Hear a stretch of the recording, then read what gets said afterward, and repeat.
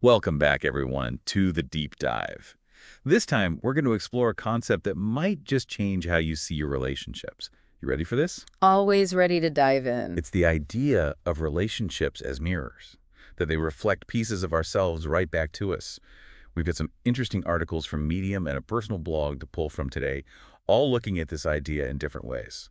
It's a pretty powerful concept, isn't it? I mean, the people we're close to, the ones we're drawn to, or even find difficult, they can reveal a lot about us, about who we really are deep down. Yeah. Like, what if instead asking, what am I looking for in a partner, we ask, what does my choice in partner reveal about me? Whoa. Whoa is right. Big shift in thinking. And it goes way beyond just romantic stuff. This mirror idea works for friendships, family, even work relationships. Every relationship, in its own way, holds up a mirror to our inner world. You know what I mean? Okay, yeah. So let's get specific. One of the Medium articles by Fada L really caught my eye. She talks about how the qualities that we're attracted to in other people, it's like they often reflect something already inside of us. It's like our subconscious is trying to give us hints or something. Hmm. Let's say you keep finding yourself attracted to people who are super confident. Hmm. That attraction, it could be a sign that you actually value confidence. Maybe you even have it in you, even if you don't always show it. Oh, that's interesting. So it's not just that you want to be with someone confident, it's that being drawn to them in the first place means that maybe that quality is already a part of you in some way. Exactly. Yeah. This goes for any quality that you find yourself drawn to again and again. What are those traits? What do they tell you about yourself, what you value, what you admire, and maybe even what you're kind of hoping to bring out more in your own life? Makes you think about past relationships in a whole new way, doesn't it? Now, what about when we're like repelled by certain things in others? Theta L talked about that too. She thinks that feeling repelled can be just as telling as attraction. Oh, yeah, for sure. Sometimes the things that rub us the wrong way the most, they can point to our own insecurities or issues we haven't quite dealt with. Like, let's say you just get so annoyed by people who are super controlling. Huh? Yeah, I know a few of those. Well, think about it. Does that annoyance come from a place of maybe feeling controlled in your own life? Do you have a deep need for independence that's not being met? And so seeing that controlling behavior in someone else, it just triggers that unmet need. Man, that's deep. So you're saying it's not just a random annoyance. Those Yeah. negative reactions are giving us information about ourselves. They can, yeah, if we're willing to go a little deeper. Now, it's important to say not every negative reaction is about our own stuff. Sometimes people are just incompatible, have different values. But if you find yourself consistently reacting strongly to a certain trait, it's worth exploring, right? What's it trying to tell you? So it's like our relationships are constantly giving us feedback, showing us where we might need to do some inner work. Yeah, precisely. And speaking of inner work, there's another layer to this whole reflection thing. Projection. Oh yeah, projection. Yeah. I remember reading about that in Fada's article. She talked about like not attributing our own uncomfortable feelings or thoughts onto other people. Like when someone accuses you of being selfish, but they're actually the one always taking and never giving. Classic projection right there. It's the defense mechanism. We avoid facing those uncomfortable parts of ourselves by projecting them outwards. Feda L gives a really vivid example in her article, an elderly woman who's always criticizing how teenage girls dress. Oh, right. I remember that one. It was so obvious that the woman's criticism was really coming from her own shame and past experiences, not from actually caring about the girls. Totally. And yeah, it's easy to judge that woman, but recognizing projection in others is actually a powerful tool for our own self-awareness. So instead of just judging that person, we can use those moments to turn inward. Ask ourselves, am I projecting here? Is this behavior triggering something in me that I need to work on? Exactly. Now, to help us really unpack this concept of projection, let's break it down into a few different types you might come across in your relationships. One common type is classic projection, straight up attributing our own unacceptable feelings or traits onto someone else. Like the example with the woman and the teenagers, right? Yeah. Her own insecurities about getting older and her body image were getting projected onto those young girls. Yep. Another type is complementary projection. We see qualities in someone else that we wish we had. This can bring up envy or feeling not good enough. Like if you're always comparing yourself to a friend who's super successful at work, could be you're projecting your own ambition and desire for achievement onto them. It's almost like we're seeing a version of ourselves that we haven't quite reached yet. That's a great way to put it. And then there's concordant projection. This is where we project qualities onto others that actually confirm what we already believe about ourselves. For instance, if deep down you don't believe you deserve love, You might unconsciously choose partners who treat you poorly, confirming that belief. Oh, wow. That's kind of a vicious cycle, isn't it? It can be, yeah. But the good news is, once we're aware of these projections, we can start breaking those patterns. So how do we do that? Where do we even begin with recognizing and dealing with our own projections? Well, step one is building that self-awareness. Pay attention to the moments you have a strong reaction to someone's behavior. Ask yourself, why am I feeling this way? Is it possible I'm seeing something in this person that reminds me of myself? That takes some real honesty and reflection, huh? It does, but it's so rewarding. When we can own our projections, we take away their power. We stop blaming other people for our feelings and start taking responsibility for our own growth. I see. Makes a lot of sense. Now, there was another article we wanted to look at today. It's by Diana Eskander, and she really focuses on how romantic relationships, especially, can be like powerful mirrors, particularly when it comes to self-love. Yeah. Diana makes this really compelling point that our romantic relationships often just amplify our existing beliefs about ourselves, especially our beliefs about self-worth and happiness. If we're always looking for validation and fulfillment only from our partner, it might mean we're lacking self-love. It's like those relationships where one person is totally dependent on the other for their happiness, right? Yeah. Like they've lost their own sense of self Yeah. and are trying to find it through their partner. Yeah, that's a common pattern. Unfortunately, it often leads to codependency and some unhealthy dynamics. So what's the answer then? How do you break free from constantly looking for validation externally and start building self-love? Well, Diana shares this really powerful personal story in her article about her own journey of change. She realized that by focusing on her own happiness and well-being first, she actually drew in a partner who reflected those same qualities. Oh, interesting. So it's not about finding someone to complete you, but about becoming whole on your own first. Exactly. And whole doesn't mean perfect or never needing anyone. It means recognizing your worth, embracing all your parts, the good and the bad, and learning to love and accept yourself just as you are. That's a beautiful idea. Yeah. But it also sounds like a lot of work. How do you actually cultivate that kind of self-love? Is it all about bubble baths and affirmations? Well, those things can definitely help, but it's bigger than that. It's about making choices that nourish your physical, emotional, and spiritual well-being, you know? Setting healthy boundaries, speaking your truth, and honoring your needs. Creating a life that you genuinely love, independent of any romantic relationship. Exactly. And when we do that, we naturally attract partners who are on that same wavelength. It's like we're sending out a signal. I'm whole, I'm happy, and I'm ready for a healthy relationship.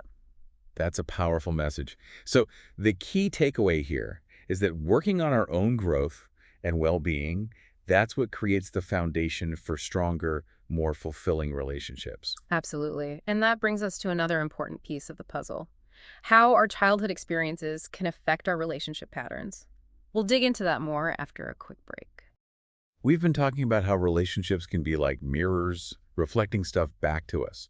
Before the break, we touched on how our childhood experiences can really shape our relationship patterns. Yeah, it's wild, isn't it, how those early relationships, like with our parents or caregivers, set the stage for how we connect with people later on. Like a blueprint we carry with us for love and all that. So you're saying that if someone had a tough childhood or like messed up family dynamics, are they destined to repeat those same patterns in their adult relationships? Well, not doomed exactly, but it's something to be aware of, definitely. Our early experiences, especially family stuff, they have a big impact on our attachment styles. Okay, you mentioned attachment styles. Can you break that down for people who might not know what that means? Sure. Attachment styles basically describe how we bond with others, how we look for comfort and security in relationships. It all goes back to our early experiences with our main caregivers, usually parents. There are 4 main types: secure, anxious, avoidant, and fearful avoidant. Got it. So each style affects how we approach relationships, right? Right. Let's take secure attachment. Someone with that style, they probably had consistent loving care as a kid. They tend to be comfortable with intimacy, with depending on others. They trust their partners, and they don't freak out about being abandoned. That sounds like the ideal, for sure. What about the other styles? Well, if someone has an anxious attachment style, they might have had caregiving that was inconsistent, unpredictable. This can lead to being afraid of being left and constantly needing reassurance in relationships. Like they might be clingy or overly dependent on their partner. Yeah, they might. Then there's avoidant attachment. This is where maybe the caregivers were emotionally distant, not really available, so they learned to push down their emotions, avoid getting too close. So they might have a hard time opening up or really committing to a relationship. Exactly. And then you've got fearful avoidant attachment, kind of a mix of anxious and avoidant. They crave closeness, but they're also terrified of rejection, of intimacy. Sounds like these different styles can make for some complicated relationships. Oh, they can. But the good news is we're not stuck with the attachment style we developed as kids. If we're aware of it, we can put in the work and actually shift towards a more secure style. So how do you do that? Where would someone even start? First step is figuring out your own attachment style. You can find quizzes online, tons of resources to help with that. Once you get a sense of your patterns, then you can start tackling those unhealthy behaviors, those beliefs. So let's say someone figures out they have an anxious attachment style, and they're always looking for reassurance from their partner. What can they do to move towards a more secure way of relating? They can focus on building up their own self-worth, their own sense of security. Could be therapy, journaling, self-care stuff that makes them feel good, confident in themselves. The goal is to learn how to meet their own needs instead of relying only on their partner. I see. And what about someone who's avoidant? How do they learn to open up more, be more comfy with intimacy? If you're avoidant, it's often about learning to recognize and express your feelings. Therapy can be super helpful, helps you process old hurts, develop self-awareness. So basically challenging those old defenses, learning to connect with your feelings in a healthy way. Yeah, exactly. This takes time, though, and patience, building trust with yourself and your partner. Makes sense. It seems like Vanessa O, whose article we mentioned, she really highlights how childhood impacts our relationship patterns. She also talks about how the way we listen to people reflects our inner state. Can you say more about that? Oh, absolutely. Vanessa O makes this point that our listening habits are often shaped by our early experiences. Like, say, someone grew up in a chaotic house, always getting interrupted. They might grow up interrupting others. Because they learned they had to fight to be heard. Exactly. Or someone who grew up feeling emotionally neglected. They might become a passive listener, zoning out during conversations because, well, they learned their feelings didn't matter.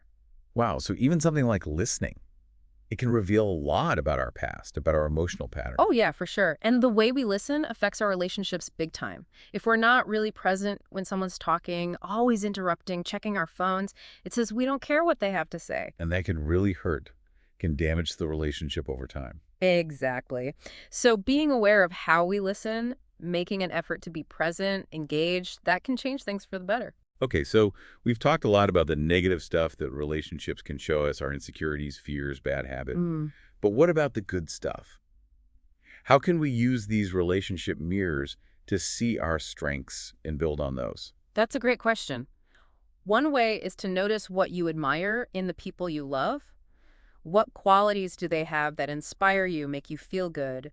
What do they do well that you could maybe try in your own life? So like, if I admire my best friend's ability to stay calm under pressure, that might mean I have the potential to develop that in myself. Yeah, exactly. It's like those good qualities are already in you, just waiting to be brought out. That's encouraging. It's like we're surrounded by living examples of what we can become. And it's not just noticing those positive things, it's about actively cultivating them. We can learn from people, watch what they do, and try out those strategies that resonate with us.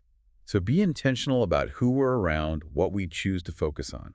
Instead of getting stuck on the negative, we can actively look for those positive reflections that inspire us to grow. And remember, even the toughest relationships, they can teach us valuable lessons, help us grow. It's about shifting our perspective, seeing those challenges as like invitations to become more self-aware, understand ourselves better. So those difficult relationships are actually pushing us to do the work we might have avoided otherwise. Exactly. They show us where we need to heal, set boundaries, step into our power. This whole conversation has been eye-opening. I feel like we've just scratched the surface of this whole relationships as mirrors thing. Anything else you want to add before we get into some practical tips on using all this in our own lives? I think the most important thing to remember is that this is all about self-discovery. It's not about blaming ourselves or our partners for past hurts or problems we're facing. It's about approaching our relationships with curiosity, with kindness, for ourselves and for the other person. Such an important point. We're all a work in progress, right? Mm. And our relationships are just a reflection of where we are on that journey. We've spent this deep dive really digging into this idea of relationships as mirrors, showing us parts of ourselves we might not see otherwise. And it feels like those reflections, whether they're good or tough, they can be amazing for growth, right? Absolutely. But I bet our listeners thinking, okay, how do I actually use all this? It's one thing to get the concept, but how do I make my own relationships better, more real? Ah, that's where the rubber meets the road. You got to put it into practice. And it starts with picking just one relationship you want to look at through this lens. Could be your partner, family, a friend, even someone at work. Any relationship that feels important or maybe tricky right All now. right, so I've got a relationship in mind. What next? Do I just sit this person down and say, hey, I think you're a mirror. What are you reflecting back to me? Haha, probably not the best approach.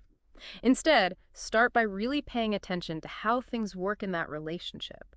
What patterns keep popping up? What buttons get pushed? What feelings tend to come up for you?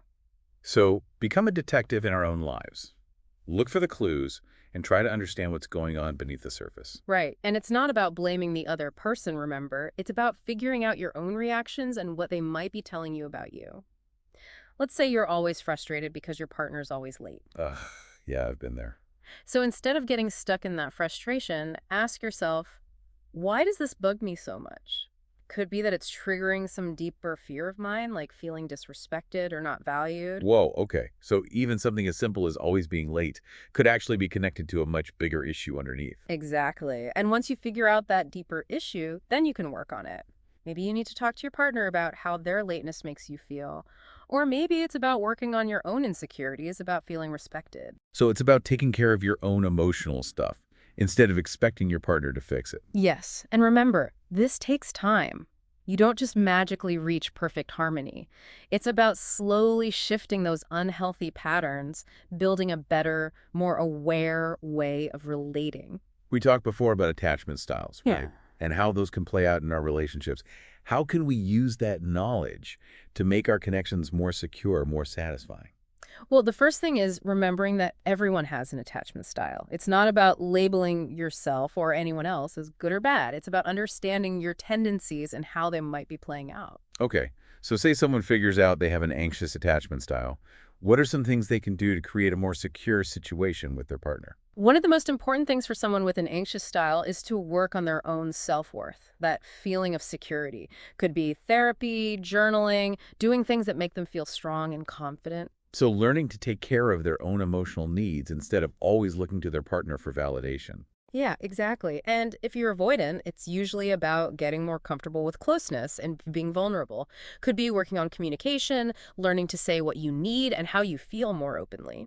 Practicing being more present, emotionally available. So no matter what your attachment style is, it sounds like the big thing is becoming self-aware, actively trying to build healthier patterns. Absolutely. And you're not alone in this. There are tons of resources out there. Therapy, books, workshops, even just a good friend or mentor to talk to. So true. Hmm. Sometimes just having someone who gets it makes all the difference.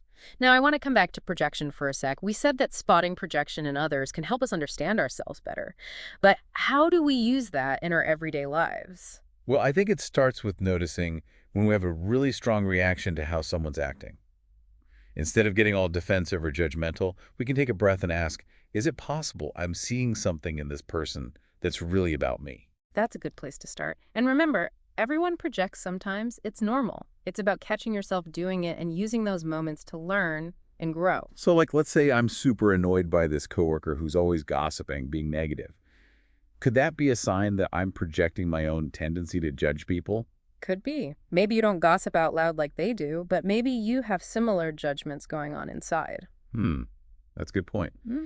It's easy to judge others, but way harder to look at ourselves and admit our own not-so-great stuff. Yeah, it takes courage. But that's where real change happens. When you're willing to face those tough parts of yourself, that's when you can really heal and grow. And as you heal, your relationships get better too. It's a ripple effect for sure. When we change, everything around us changes.